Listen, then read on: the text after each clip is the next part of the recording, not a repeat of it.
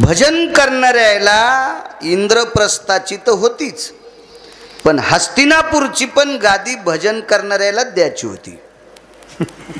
पण पंढरपुरातल्या मालकाला अडचणी आल्या, करावं काय करावं काय. भजन करणारे ऐकून पंढरपुरातला मालक होता नालायक ऐकून 2-4 भजन करणारे चांगली माणसं होते. त्याच्यापैकी भीष्माचार्य भजन करणारी व्यक्ती, द्रोणाचार्य भजन करणारी व्यक्ती, कर्ण भजन करणारी व्यक्ती. एक जण म्हणला, महाराज कर्णानं कुठं टाळ वाजिला. अरे सुंबळ्या, तू कशाला विचार करतो ते. कर्ण सामान्य भारतीय युद्धातला मानवी शिव आहे कर्ण. कर्णाने वृषालीच्या व्यतिरिक्त जगातल्या प्रत्येक स्त्रीला माय ही उपमा संबोधली. भजनाच्या यादीत कर्ण. भीष्माचार्यांनी कधी टाळ घेतला. अरे भीष्माचार्यांनी लिहिलेल्या ग्रंथांनीच सप्ताह सुरू होती. विष्णू सहस्रनाम. शरपंजरी पडल्यावर 113 बाण अंगात घुसले डॉक्टर साहेब, आणि 113 बाण अंगात घुसल्यावर भजन केलं 1000 नावाचं, त्याला विष्णू सहस्रनाम म्हणतात. हो, काय भजन आहे ते. द्रोणाचार्य भजन करणारी व्यक्ती. पण ही लोक जोपर्यंत संपत नाहीत तोपर्यंत भजन करणाऱ्या पांडवायला गादी भेटत नाही. देवाला भीष्माचार्यांना गादी भेटली असती तर पांडवायला द्यायची गरज नव्हती. कर्णाला भेटली असती तर पांडवायला द्यायची गरज नव्हती. द्रोणाचार्याला भेटत होती तर पांडवायला द्यायची गरज नव्हती. पण या भजन करणाऱ्यामुळं भजन न करणाऱ्याला गादी भेटू लागली. हे देवाला खपत नव्हतं. ते कौरव होते, ते भजन करीत नव्हते. हा, एकाही कौरवानं भजन केलं नाही. त्याच्यातले 3 भजन करण्याच्या लायकीचे होते, पण भावाचं ऐकून केलं नाही. म्हणून यांना गादी नकोय, भजन करणाऱ्या पांडवांना गादी द्यायची. नवल काय केलं बघा. पंढरपुरातल्या मालकाला माहित होतं जोपर्यंत द्रोणाचार्य मरत नाहीत तोपर्यंत 1 कोटी कृष्ण जन्माला आले तरी पांडवायला गादी भेटत नाही. मग मारायचं म्हातारं कसं. नवलानं मारलं. एक सोपा शब्द आहे, दुसरा पण नको कीर्तनात ते वापरायला. हुशार आहे मालक पंढरपुरातला. नवल काय केलं. असं नवल केलं की द्रोणाचार्याचा मुलगा मरण पावला अशी खोटी खोटी खोटी अफवा युद्धात सोडून दिली. आता द्रोणाचार्याचं पोरग कसं मरल. ते अमर आहे ना, मारुतीरायाच्या यादीतलं येते. चिरंजीव आहे ना, ते कसं मरल. पण अफवावर माणसांचा विश्वास असतो. म्हणून आपल्या जुन्या लोकांची एक मत आहे, साखऱ्यापेक्षा चाळी गोड आहे. चाळी म्हणजे लावालावी, ही साखऱ्यापेक्षा गोड असते. गोड. अश्वत्थामा मृत्यू पावला असं सांगितलं. आणि मग म्हाताऱ्याचा रथ धर्माकडे पोचला. धर्माकडे रथ जात असताना हातातलं बाण खाली टाकला होता रथात. युद्धनीती आहे, हातात शस्त्र नसल्यावर बाण मारायचा नाही, शस्त्र मारायचं नाही, ही युद्धाची नीती आहे. हात वरी करायचे, नाही तर शस्त्र खाली टाकून द्यायचं. हो, पशुपक्ष्यात सुद्धा ही नीती आहे. एक कुत्र दुसऱ्या गल्लीत जर गेलं तर त्या गल्लीतले कुत्रे जर त्याला बोचकारीत असतील तर यानं कष्टा घालायचा. कळालं ना तुम्हाला. ह्या कुत्र्यानं शेपूट दोन्ही पायाच्या मधात घातले की ते कुत्रे त्याला बोचकारीत नाहीत. हे नम्रतेचं लक्षण सांगितलं. आणि धर्माच्या जवळ गेले विचारलं, का रे म्हणे. गतो आश्वस्तामा तुझ्या येते यत कुंजराति देहीन मानवेषु ममम नैवाम चक्षु हितेषु. 8 श्लोक आले. डोळ्यानं पाहिला नाही पण म्हणे गेलाय. एका हत्तीचं नाव सुद्धा अश्वत्थामा होतं. कुंजरास्थितो मतंगायाम. मतंग म्हणजे हत्ती, कुंजर म्हणजे हत्ती, हत्ती म्हणजे हत्तीच. आणि मग म्हाताऱ्याला थोडीशी शंका आली. तिथं 3 लोक खरं बोलणारे होते. एक धर्म आणि दोन याच्या पक्षातले होते. एक यांच्या पक्षातला होता आणि एक कोणीकडेच नव्हता. त्याचं नाव विदुर, राजकारणातला 2 नंबरचा डॉन. विदुर काकाने विचार केला, इकडं बोला तर बेटे खोटे आणि याच्याकडून बोला तर याच्याकडे खेळ नाही, हे आपल्याला वाजितेन. म्हणून विदुर काका शांत बघ्याची भूमिका घेतली. विदुर काकानं अलिप्त राहिले. विदुर काका अलिप्त. कोणी येऊन कोणी जाऊ, गुलाला आपला आहेच. कोण्या कोण्या गावात माणसं असे असते, जिकून मान पार्टी येईन का? हो, काय नाही बापा, देवाला मागणंच मागितलं होतं तुमच्यासारखे माणसं यावा. काहीच हरकत नाही. अशी काही माणसं विदुर काकासारखी. आणि खरंच तसं राहिलेलं खूप चांगलं. आमच्यासारखा महाराज ज्या गावात आहे त्यानं काहीच करू नये. जे येतील ते रामराम. हो, उगत तिकडं जाणं. आमच्या लोकांना पण आमच्या एका पाहुणा मस्त भजन म्हणत होता आणि ग्रामपंचायतला फॉर्म भरला. 3.5 एकर जमीन, 19 शेळ्या, 14 म्हशी चट इकल्या. आता नाशिकला इटा उचलायला. मी त्याला म्हणलं, अरे तू नको ग्रामपंचायत, तुम्हाला आमचं खपतच नाही. म्हणलं आता कसं खपत आहे, आता कसं गार लागायला आहे का नाही, उचल म्हणलं तिकडे गटारातल्या इटा. आमच्या लोकांनी याच्यात पडून आपल्याला रंग लागला विटेवरच्या मालकाचा, कशाला हे बाकीचे रंग, हे बाकीचे लोक त्याच्यात असं. कर्ण हा सत्यवादी आहे, नाही खोटं बोलला कर्ण. सत्य बोले मुखे दुखवे आणि काच्या दुखे, वीच विष्णूची महापूजा अनुभव नाही तुझ्या. महाभारतात इमानदार कर्ण, दिलेल्या शब्दाला जागणारा. आणि धर्म कर्ण एकदाही खोटं नाही. विदुर काकांनी खोटं बोलायची वेळ येईल म्हणून राज्याचा त्याग केला. आणि धर्मानं पंढरपुरातल्या मालकानं सांगितलं, एकटा खोटं बोलला. वदविले मुखे नारायणे धर्मा, अंगुष्ट त्या कर्मासाठी गेला. या तितका धर्माचा गेला. मग म्हाताऱ्यानं विचार केला, शंका येते धर्म 2 स्तरावर बोलतोय, त्या अर्थी अश्वत्थामा मारलाय. म्हणून संध्याकाळच्या युद्धाची घंटी वाजली, शिंग फुकलं, युद्ध थांबलं. 2दा शिंग फुकीत होते. युद्ध बंद करायला एकदा आणि सुरू करायला एकदा. शाळेतली घंटी पण 2दा वाजती, भरायच्या वेळेला एकदा आणि सुटायच्या वेळेला एकदा. आणि मध्ये एकदा टनटन वाजती, ती तासाची घंटी असते, अमका तास तमका तास.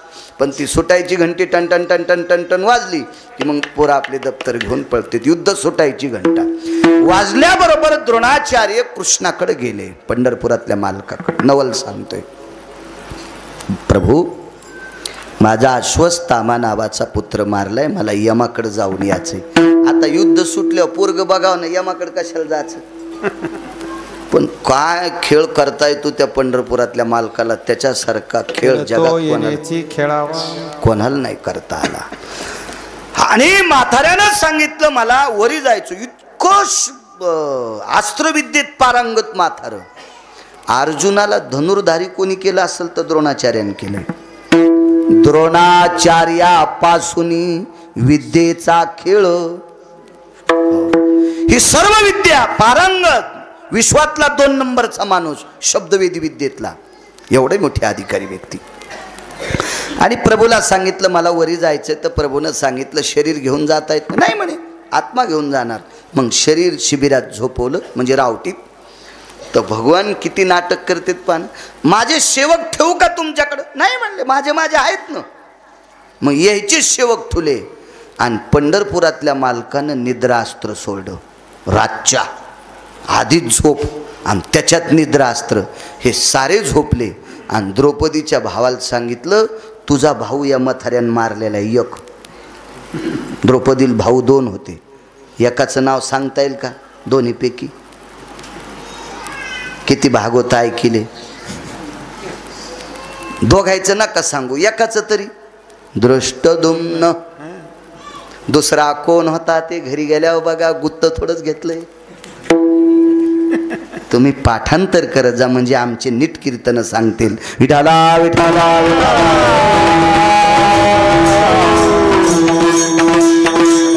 श्रवण इंद्रियाची निपरी, दृष्टदुमनाची गाऊ जगरी तुझी या सहोदराची भोरी येण्याची केली. सहोदर म्हणजे भाऊ. मारले रे याला, घे बदला. आणि नुसतं शरीर होतं खाली डॉक्टर साहेब. त्याला प्रेत म्हणता येणार नाही, कारण आत्मा मृत्यू स्थितीत नव्हता. विचारपूस करायला गेलता यमधर्माकडं. आणि तेवढ्या अवकाशात द्रौपदीच्या भावान म्हाताऱ्याच्या शरीराचे तुकडे तुकडे केले. म्हाताऱ्याने यमाच्या थोतरीत आणली. कडेल दिवशी प्रणाम गुरुदेव. थोतरीत आणली तरी यम म्हणतोय प्रणाम गुरुदेव. अधिकारी लोक होते ते. अहो भगवान पंढरपुरातले मालक द्रोणाचार्याच्या पाया पडत होते. यमाची काय टप्पर आहे त्याच्यापुढे. कडेल दिवशी आणला ठोका. प्रणाम गुरुदेव. अश्वत्थामा का मारला? अश्वत्थामा नावाचा कुंजर मारलाय. अरे अरे मला असं कळालं म्हणे. कोणी सोडली होती पुढी? पंढरपुरातल्यानं. काय नवले. आणि खाली येऊन पाहते रती रती मास विखुरले ते विहंग में चंचुपुटी धरिले जठरा नळे तृप्त विले. मांसाहार करणाऱ्या पाखरांनी तुकडे खाऊन टाकले. खाली काय होतं? सामान्य नवले, साधं नवले. आला का त्याच्यावर द्रोणाचार्य तुम्ही मारला म्हणून? आपलं काय नव्हतं. त्याचा वाद होता त्यानं झोपली. आणि प्रेत कापलंय. जिवंत द्रोणाचार्य कापले का? नाही. आत्मा कुठं होता? वरी. कापलंय कशाला? प्रेताला. आणि प्रेताचं शेवी छेदन करत नाहीत का तुम्ही? पाप लागतं का डॉक्टरला? पुरावा आपल्या जवळच नव्हतं. बापू करावं लागतं की नाही डॉक्टर साहेब शेवी छेदन? हा. मग दृष्टदुम्नालाही पाप नाही, ज्यानं घडून आणलंय त्यालाही पाप नाही. आणि म्हातारं तर संपिलं. नवल केवढे केवढे नकळे कान्होबाचे कोढे. अजून एक नवल सांगतो.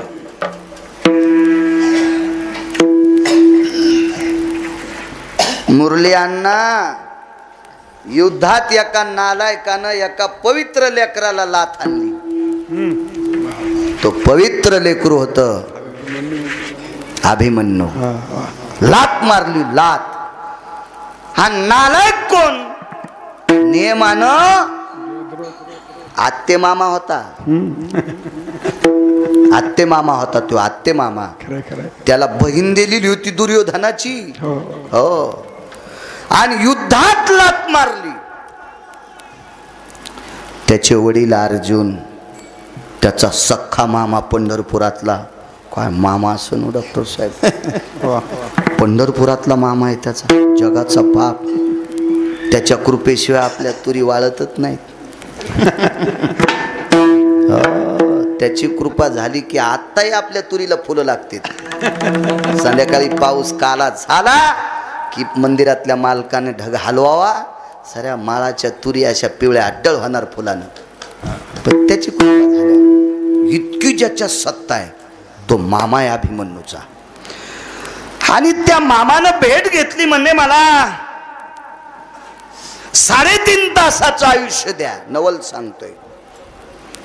यमाला विचारलं नाही वाचित आहेत. अर्जुनान पण केला. संध्याकाळपर्यंत जयद्रथ मारीन. नाही संध्याकाळपर्यंत मेला तर मी अग्नीत उडी टाकील. बघा नवल किती मोठं आहे. महाभारतात नवल माझ्या वाचनात 2दा. पण वैकुंठवासी रंगनाथ गुरुजी परभणीकर 4 नवल सांगत होते सूर्याच्या बाबतीत. कारण रंगनाथ गुरुजी परभणीकर म्हणजे वेदांतातले सूर्य तर होतेच, पण ज्ञान सूर्य होते. ज्ञान सूर्य, ज्ञान सूर्य. ज्ञानातले रंगनाथ गुरुजी म्हणजे मर्मज्ञ रत्न होते. ब्रह्मलीन, ब्रह्मनिष्ठ सद्गुरू रंगनाथ गुरुजी परभणीकर म्हणायचे, भगवान सूर्यनारायणाचे 4दा नवलाचे कामं केले. 4दा. 2 तर माहीत आहेत आपल्याला. त्याच्यातलं एक सांगतो. 3:30 वाजता सुदर्शन सोडन सूर्याच्या आड धरलं. 3:30 वाजता. 3:30 वाजता. 7 वाजता जसा अंधार पडतो का तसा अंधार 3:30लाच पडला. आणि अर्जुनाला सांगितलं आता सूर्य मावळलाय, तुला नाही थांबता येत. ते शूर लोक होते, क्षत्रिय होते, खोटं कसे बोलते ते. लगेच लाकडं जमा केले, चिता पेटवली. विटेवरचे मालक सांगतात, अर्जुना नवल बघा, नवल, अर्जुना सौभाग्यवती स्त्री गेल्याच्या नंतर पायातल्या विरोध्या बोटातल्या आणि गळ्यातलं मंगळसूत्र काढून घेत नसते. हे तिचं लेण आहे, 14 भूषणापैकी एक भूषण आहे, ते काढून घेत नसतात. आणि क्षत्रियाचं लेणं म्हणजे बाण भातोड आहे, ते अडकव खांद्याला, याच्या सहज आणि खांद्याला धनुष्य अडकवलं. 3:30 वाजले होते. नियमानं बवा करणाचे समेळी, निमिषा लाघवी देता रोळी, वरुतया पाती दिवाळी, भाषा पंचांगाची ओ. पंचांग सांगते, करण कशाला, भाव कशाला, निमिष कशाला. नवरात्रीतला हवन होतं कालचं, काय नाही. काही काहीचा कशाचा पंचांगाचा मेळ नाही, कशाचा मेळ नसतो. हवन करायचं म्हणजे करायचं. येडीने इस्तू आणला आणि पिशीनं फुकला, नियम आहे, टाईम आहे. अष्टमी ज्या दिवशी, कोण्या दिवशी जगदंबा हवनातून प्रगट होतात, कधी असावा त्याचा बलिपिंड किती वाजता द्यावा, अग्नी कोण्या वेळेला मृत्यू लोकात आहे, असे विद्वान भूदेव सांगत असतात. आणि त्या विद्वान भूदेवानी सांगितल्यानुसार नवरात्रीतलं हवन केलं पाहिजे. आपल्या मनानुसार नाही घोडे दामटवायचे. काही बेसरामाईनं दामटिले, काही चिलारीनं दामटिले, मेलेन घोडे पळू पळू असेच नाही. शास्त्र सांगतंय, आपल्याकडं पुराण सांगतंय, त्यानुसार वागलं पाहिजे. चला, पेटावला तो अग्नी. 3:30 वाजता दिवस माळवला. तुम्ही अजून बी लक्षात घ्या, चांगल्या व्यक्तीवर संकट आल्याच्या नंतर ज्याच्या अंतकरणात पाप आहे का, ते जास्त बघायची भूमिका घेत असतात. चांगल्या व्यक्तीवर संकट आल्याच्या नंतर ज्याच्या अंतकरणात पाप आहे का डॉक्टर साहेब, ते जास्त बघायची भूमिका घेत असते. बघायची, हो. त्याच्यातले बऱ्यापैकी सूत्र सांगेल, पण आपला वेळ संपत आलाय. कशाला नालायकायचं इचकायचं आहे का नाही. हलकटायचं धुणं धुत बसल्याच्या नंतर कालांतरानं परमेश्वर बायकोच्या साड्या धुवाची वेळ आणत असतो. म्हणून हलकटायचे धुणे नाही धुतले पाहिजे, निदान कीर्तनात तरी. निसर्गाचा नियम आहे तो, नियम आहे, नियम आहे, नियम आहे, नियम आहे, निसर्गाचा नियम आहे. माझा जन्म खेड्यात झाला असल्यामुळं मला बऱ्यापैकी बऱ्याच गोष्टी माहीत आहेत. फिरलो खूप, त्याच्यामुळं तेही मला माहीत आहे. कौरव 1 नंबरला पुढे होते, जे वाचलेले तेवढे. ज्यानं लात मारली तो नालायक सगळ्यात पुढे होता.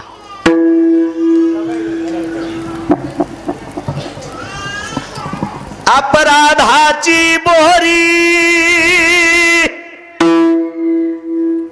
तो सवे दर्शनी भागे निर्धारी.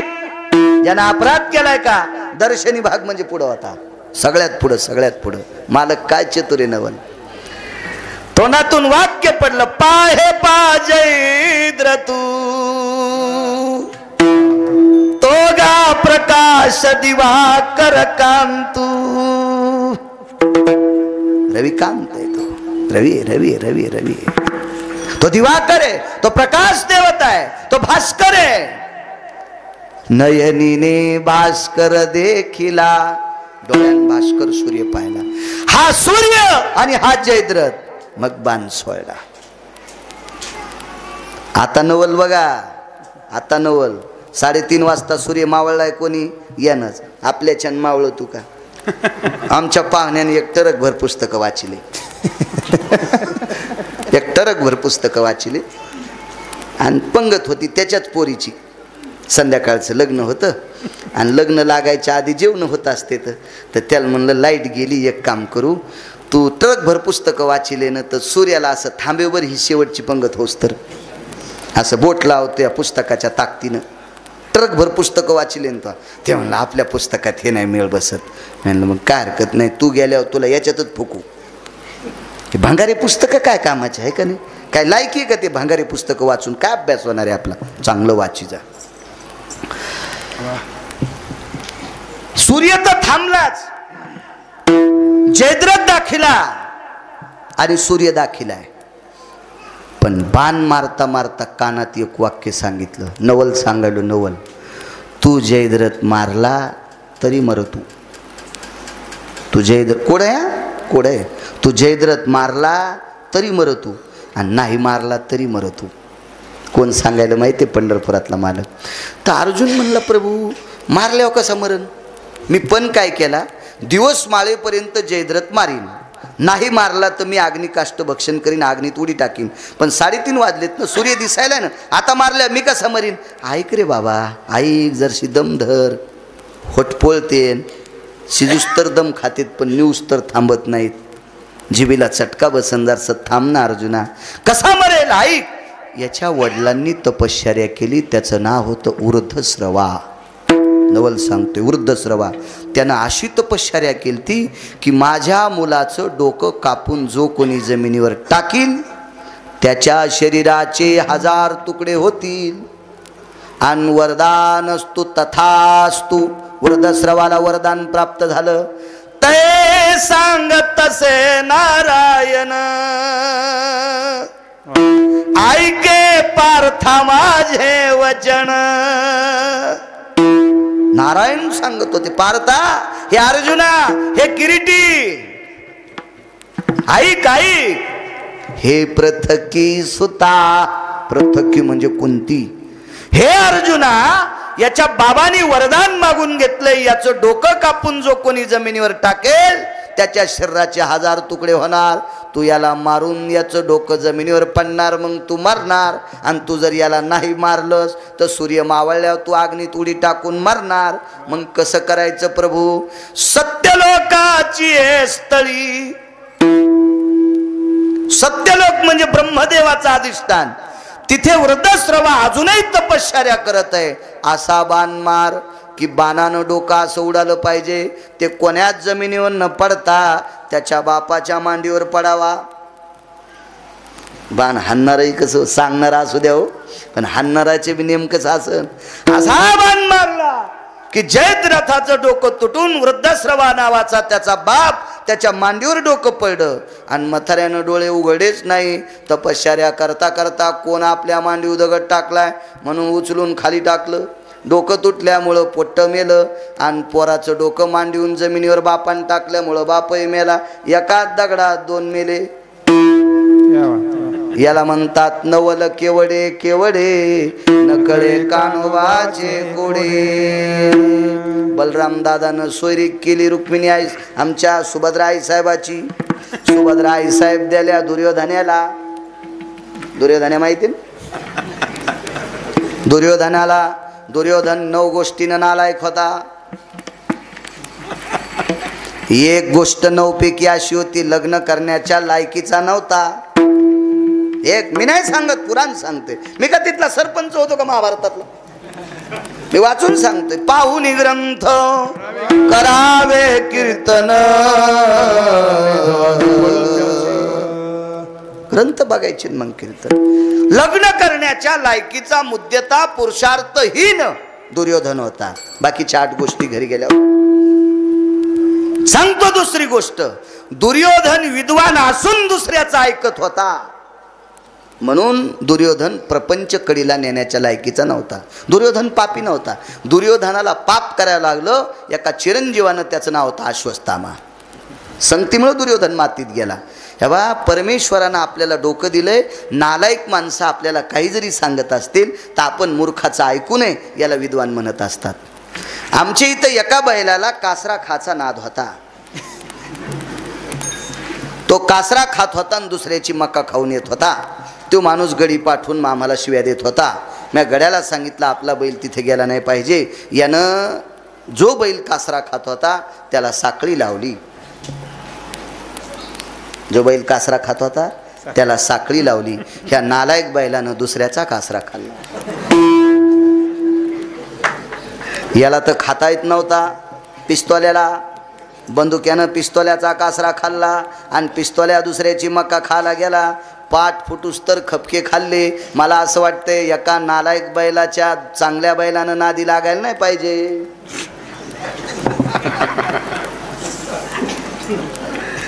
मंगळ्यानं दोन्ही बैलाला कासरेत बांधले. हे आधी दुसऱ्याचा कासरा खात होता आणि मग त्याचा कासरा खात होता. बरेच बैल दुसऱ्या बैलाला सोबती करते, एकदा घेतल्यावर काय होतंय.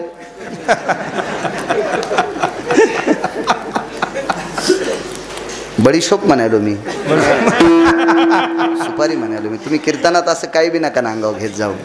असे बरेच चांगले बैल नालायक बैलाच्या नादी लागून वाया जाते. तसा दुर्योधन मूळता दुसऱ्याचा ऐकणार होता.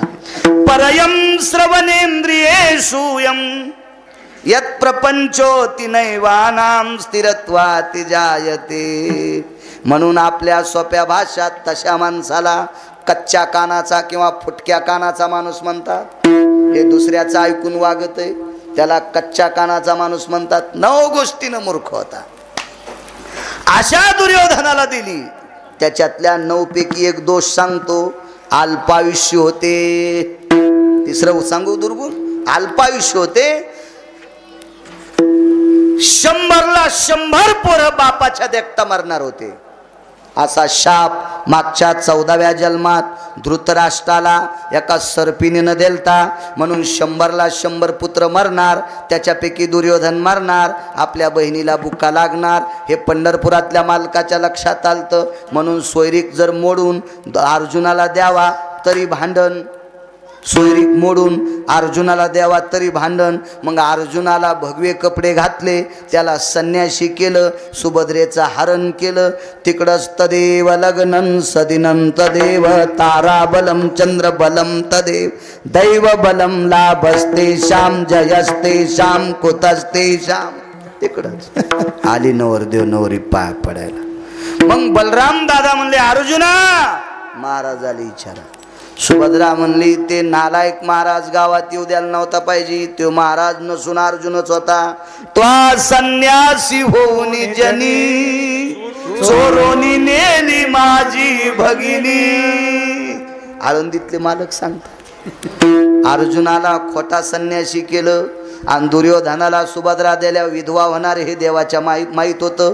म्हणून खोटा महाराजानं सुभद्रा पळून नेली. दुर्योधनाच्या कानावर वार्ता गेली. दुर्योधन म्हणला आपल्या नशिबात नव्हती. नंतर कळालं त्या महाराजाला अर्जुनानं मारलं. अर्जुनाला भेटली. दुर्योधन म्हणला काही कावत नाही आमच्या कुळात आली. आली कुठं सुंबळ्या मुद्दाम दिली.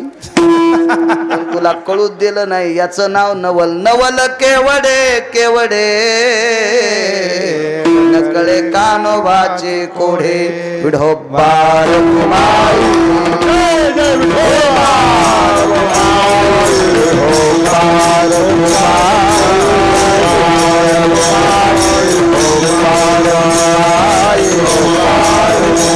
पंढरपुरातले मालक मथुरेत जन्माला आले. नंदाच्या घराला मज नेई गोकुळाला उचलीला कमळापती भगवंताला उचललं, सुपात घेतलं आणि देवकीचा अर्धा पितांबर एका कोनाड्यात होता तो फाडला. त्याच्यात देवाला गुंडाळं, सुख डोक्यावर घेतलं. उचलीला कमळापती पायीची बंधने गळती. बाहेर आले. अमृताचा पाऊस पडत होता. आज अजित परमात्मा आहे. त्याच्यावर अमृताचा वर्षाव काय करायचा म्हणून शेषाला राग आला. वरती छाया धरी शेष. शेषानं वरती छाया धरली आणि मग पुढे यमुना. दुभंगली यमुना माई. यमुनेचे 2 तुकडे झाले. मधातनं रस्ता दिला. पलीकडे गेले. 4 दरवाजे. गाईला वैरण टाकली. नंदराजानं. मोठी माणसं होती, जिज्ञासू माणसं होती, सात्विक होती, सदाचारी पुण्यशील कर्तव्य दक्ष माणसं होती. सर्वात मोठा त्यांचा कर्तव्यांक मोठा होता. जी माणसं कर्तव्य दक्ष आहेत ती माणसं कधीच भिकारी होत नसतात. उद्योगम वर्धनते लक्ष्मी. कर्तव्यामध्ये निष्ठा. अहो आपली बापदादे 500-500 एकर जमीन असणारे आपले बापदादे काठी टेकीत पण शेताला येढा करायला जात होते.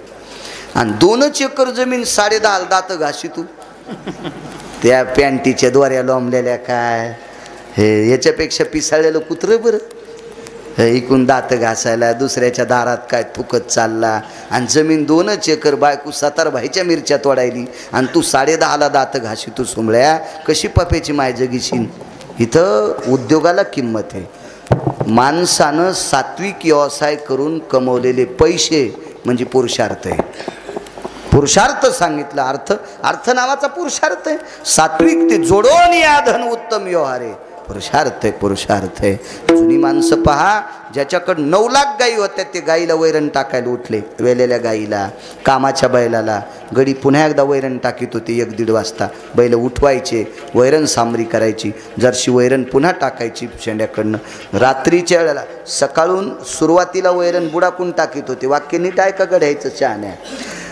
बैल बांधल्याच्या नंतर शेतातून काम करून आल्यावर बैलाला वैरण बुडाकून टाकीत होते आणि रात्री 1-1.5 वाजता शेंड्याकडची वैरण टाकीत होते.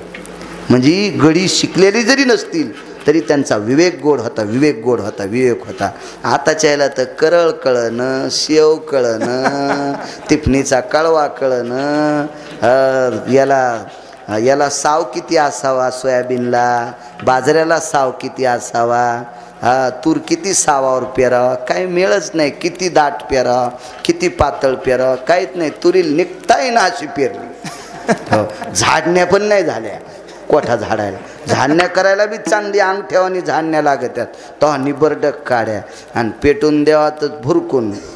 भाकर थापूस तर तुराट्या जळून गेल्या. कोणत्याच कामाच्या नाहीत ना. मर्मज्ञपणानं केलेलं सरपण पण चांगलं असते, नका माल लागू द्या. इतकी सात्विक आणि सदाचारी लोक होते, पुण्यशील लोक होते, पावन लोक होते. नंदराजाकडनं ही शेतकरी, आपण शेतकरी कुटुंबातले माणसं आहोत, आपण तो आदर्श घ्यायला पाहिजे. रात्री 1 वाजता नंदराजा उठले आणि गाईला वैरण टाकली आणि गाईचा दार बंद करायचं विसरले. आणि ह्या दारातून, गाईच्याच दारातून जगाचा बाप त्यांच्या घरात प्रवेशला, त्यांच्या घरात प्रवेशला. फार मोठी आख्यायिका आहे वैकुंठवासी. माधव महाराज मगर हिंगोली जिल्ह्यात होते ते. सुरजखेडकर माधव महाराज मगर सुरजखेडकर हिंगोली जिल्ह्यातले पुराणातले बादशाह होते. ते इतके गोड सांगायचे दशमस्कंधावर. बघा, त्यांनी फार मोठं गाथा नवनीत केलं. नाना प्रकारचे ग्रंथ संपदा त्यांचे. फार भयानक अभ्यासू व्यक्ती. त्यांनी इतकं वर्णन केलं शेतीच्या बाबतीत नंदराजाचं की बघता सोय नाही. असो, गोकुळातल्या काठ्या कशा होत्या, काय होत्या, कुठं अडकीत होते. दाराच्या पाठीमागं काठी अडकिलेली असा, कारण चोर वरून येत नसतो ना. चोर कुठून येत असतो? दरवाजातून. म्हणून आजही जुन्या लोकांच्या वाड्यामध्ये मोठ्या दरवाजाच्या पाठीमागे एक खुंटी असायची आणि त्या खुंटीला काठी अडकिलेली असायची. आता सर इचू निघला तर चपला त्या सिलपरतीने इचू मरतू का? यानं हाणायला जावा तर चपलाचं थुत्तर वरी जात आहे, हाय का नाही? इतकी आपली परिस्थिती. नुसतं म्हणायचं आभाळ फाकलं आणि शेती मदत करीत नाही. तू कुठं नीट वागायला सुमळ्या, कशी शेती मदत करीन? विठाला विठाला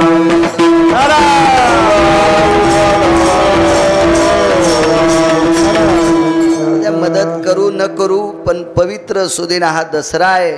या दसऱ्याच्या दिवशी शेतकरी राजाला शुभेच्छा देतो की माझ्या पवित्र या काळ्या मातीशी रक्ताचा घाम करून मातीत टाकणाऱ्या शेतकरी राजांनो, आपल्या बाप दाद्याने कमिलेली जमीन जशाला तशी सांभाळा. बालाजी भगवान तुमचं कल्याण करील. डॉक्टर साहेब, फार दिवस लागणार नाहीत, फार दिवस लागणार नाहीत. 4-2 वर्षात घट मांडायला माती विकत घ्यावं लागणार आहे. तुमच्या गंगाखेडमध्ये राहणाऱ्याला, परळीत राहणाऱ्याला, परभणीत राहणाऱ्याला, शहराच्या ठिकाणी राहणाऱ्या लोकांना नवरात्रीतला घट मांडण्यासाठी माती विकत घ्यावं लागेल. इतकं दुर्भिक्ष होणारे, काळ्या मातीला इतकी किंमत येणार आहे. म्हणून हो द्या, निसर्गाचा कोप असतो. ह्या बा, काही जरी निसर्गाचा कोप झाला तर पैसे खाता येत नाहीत, सोनं खाता येत नाही, चांदी खाता येत नाही. गहू ज्वारी बाजरीच्या भाकरी खावा लागत्याल. दुष्काळात आपल्याला तीच काळी माय जगविणार आहे, म्हणून तिच्यावर अतूट प्रेम ठेवा. देवावर जितकं प्रेम तितकं काळ्या माईवर प्रेम करा. एक ना एक दिवस ती आपल्याला 4 माणसात तीच बसवीत असते. तिचं संगोपन करा, तिला सांभाळा, कारण नंदराजाचा पुरावा आहे तो. असो, आणि त्या दारातून जगाचा मालक आत प्रवेश करतो. दुसऱ्या दिवशी सकाळी गोपी जमा होतात, पाहतात तर भगवंते झालती मुलगी.